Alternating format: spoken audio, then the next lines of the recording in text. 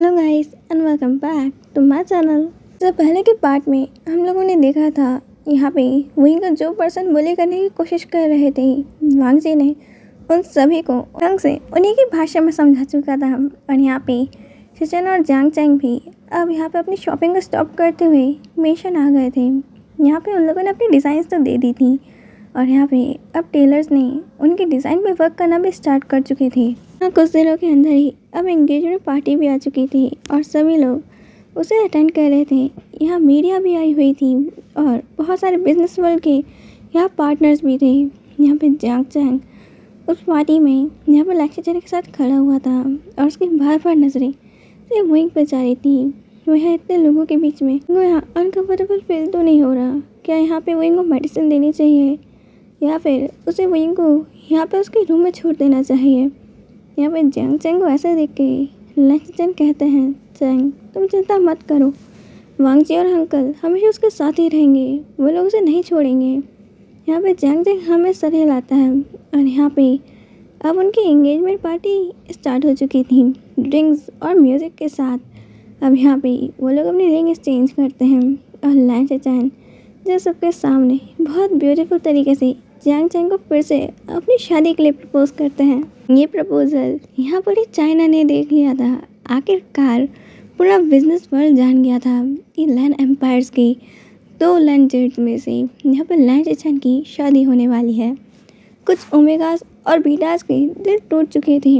आखिर इतने रिच अल्फाज उनके हाथ से छूट गए, पर कोई बात नहीं। यहाँ पे अब भी वांग जी है पर उसके कोल्ड और इतने आइस प्रिंस वाले एटीट्यूड के आगे वो लोग कुछ कह ही नहीं पाते।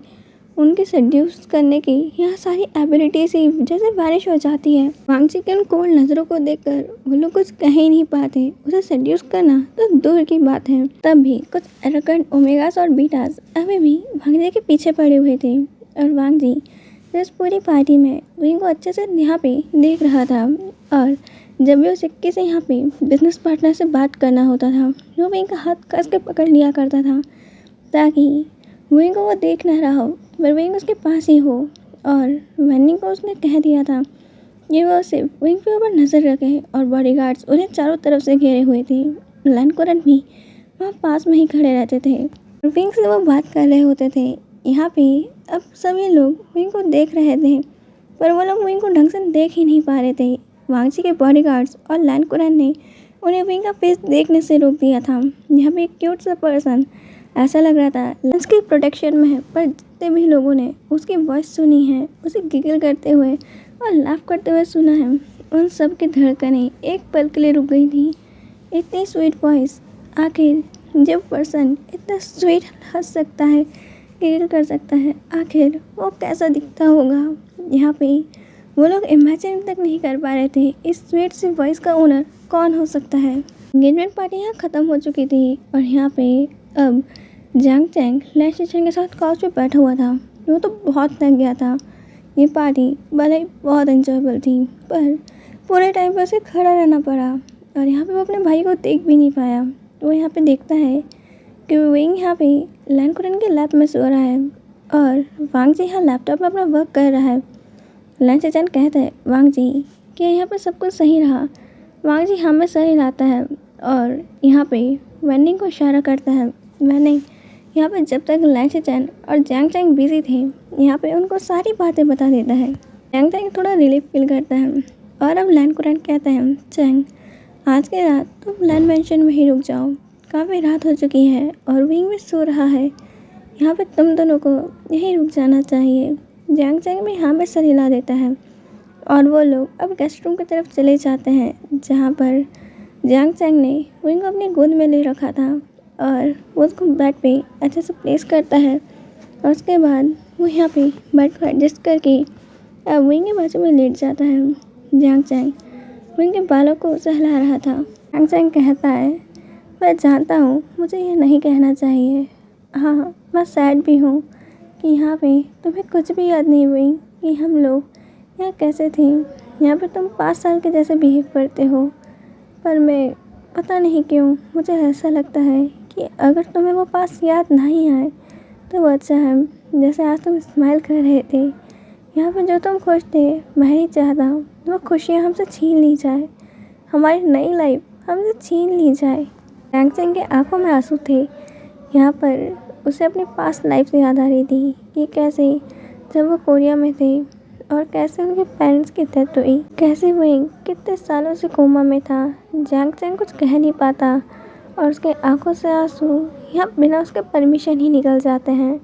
यहाँ पे जैंग चैंग अवी के फोरहेड पे किस करके वहाँ सो जाता है और यहाँ पे वांग जी जो चैंग को ये बोलने आया था कि विंग की मेडिसिन उसने काउच के ऊपर ही छोड़ दी, पर वो कुछ कहता नहीं है और ये सारी बातें सुनने के बाद वो वहाँ से चला जाता है।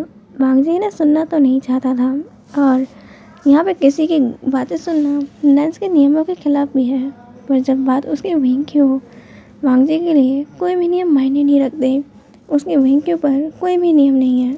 वांग जी लाइब्रेरी में आता है जहाँ पर उसके ब्रदर और अंकल उसका वेट ही कर रहे थे।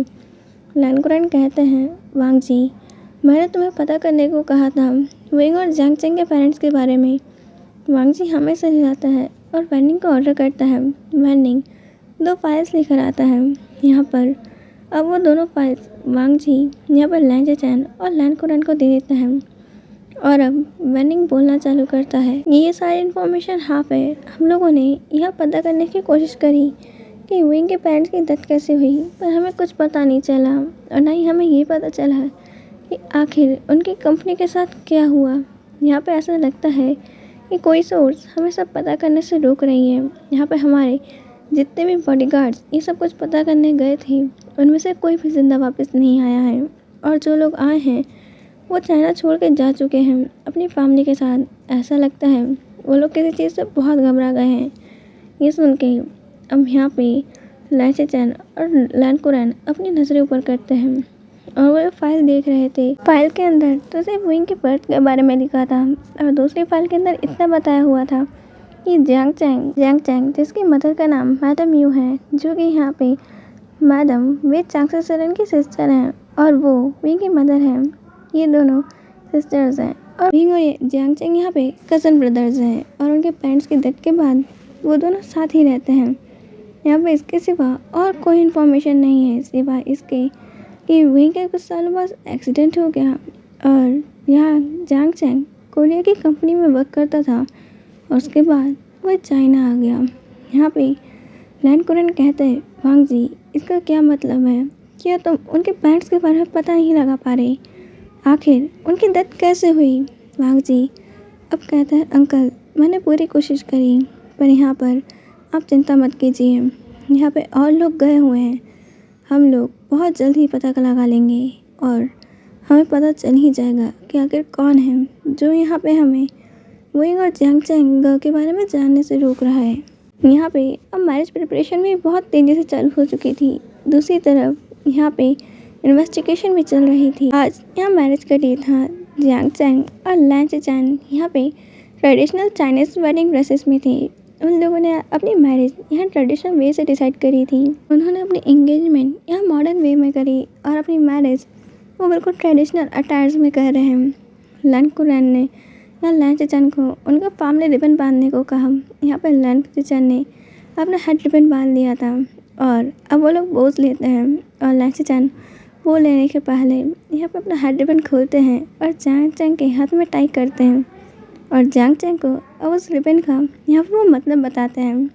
उनकी मैरिज की बोझ कंप्लीट होने के बाद वो लोग अपने वेडिंग रूम में थे जहाँ पे जैंग चैंग वेल में बैठा हुआ था। जैंग चैंग बहुत शर्मा रहा था। उसे ऐसा लग रहा था कि वो यहाँ पे किसी ड्रामा में आ गया है।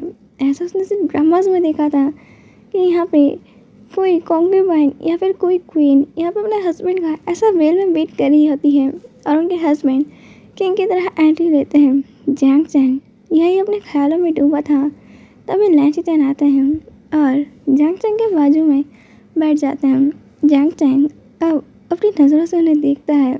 यहाँ पे वेल के कारण उन्हें ढंग से नहीं देख पा रहा था, पर वो देख रहा था कि लैन चैन इस रूप में कितने हैंडसम लग रहे हैं। और लैन चैन जैंग चैंग का वेल हटाते हैं और उसके लिप्स पे किस करते हुए कहते हैं, अब से तुम सिर्फ मेरे हो, आई लव यू। यहाँ पे चैन से ऐसी अच्छी बातें सुन के जैंग चैंग भी उन्हें यहाँ में सही लाता है। लहचे चैन कहते हैं, लव मुझे अपने यहाँ पे ही वर्ड से आंसर दो, मैं तुम्हारे मुँह से सुनना चाहता हूँ। जैंग चैंग शर्माते हुए से लव यू टू बोलता है और वो लोग किस करते हुए ही अपनी वेडिंग नाइट को यहाँ कंटिन्यू करते हैं। अच्छे बच्चों की तरह हमें उनके वेडिंग नाइट से दूर रहना चाहिए। और आज के लिए इतना ही, हमें नेक्स्ट पार्ट कहना है। बाय।